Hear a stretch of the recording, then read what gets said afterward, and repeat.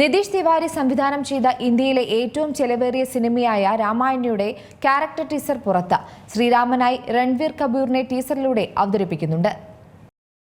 രൺബീർ കപൂറിന്റെ ഏറ്റവും പുതിയ ചിത്രമാണ് രാമായണ. നിതീഷ് തിവാരി സംവിധാനം ചെയ്ത ചിത്രത്തിൽ രൺബീർ രാമന്റെ വേഷത്തിലാണ് അഭിനയിക്കുന്നത്. ഇന്ത്യയിലെ ഏറ്റവും ചെലവേറിയ സിനിമകളിൽ ഒന്നാണിത്. പ്രേക്ഷകർ ഏറെ കാത്തിരുന്ന ചിത്രത്തിന്റെ ടീസർ ഇന്ന് പുറത്തിറങ്ങി. യശ് രാവണനായി അഭിനയിക്കുന്ന ചിത്രത്തിൽ ഓസ്കാർ ജേതാക്കളായ ഹാൻസ് സിമ്മറും AR റഹ്മാനുമാണ് സംഗീതം നൽകുന്നത്. എന്നിരുന്നാലും ടീസറിന്റെ അവസാനം യശ് അവതരിപ്പിക്കുന്ന രാവണനെയും കാണിക്കുന്നുണ്ട്. എന്നാൽ ടീസർ പുറത്തു വന്നതിന് പിന്നാലെ സിനിമയുടെ വിഷ്വൽ എഫക്ട്സിന് സോഷ്യൽ മീഡിയയിൽ വിമർശനങ്ങൾ ഏറെയാണ്. വളരെ കാലമായി സോഷ്യൽ മീഡിയ ഉപഭോക്താക്കൾ ഒരു വലിയ വിഭാഗവും രൺബീറിനെ ചിത്രത്തിൽ തിരഞ്ഞെടുത്തതിനെ ചോദ്യം ചെയ്യുന്നുണ്ട്. ഇതിനൊപ്പമാണ് ഇപ്പോൾ ടീസറിനെയും വിമർശിക്കുന്നത്.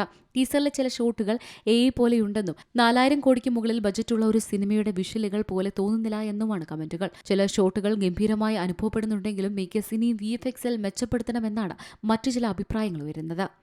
Entertainment desk, C Malayalam news.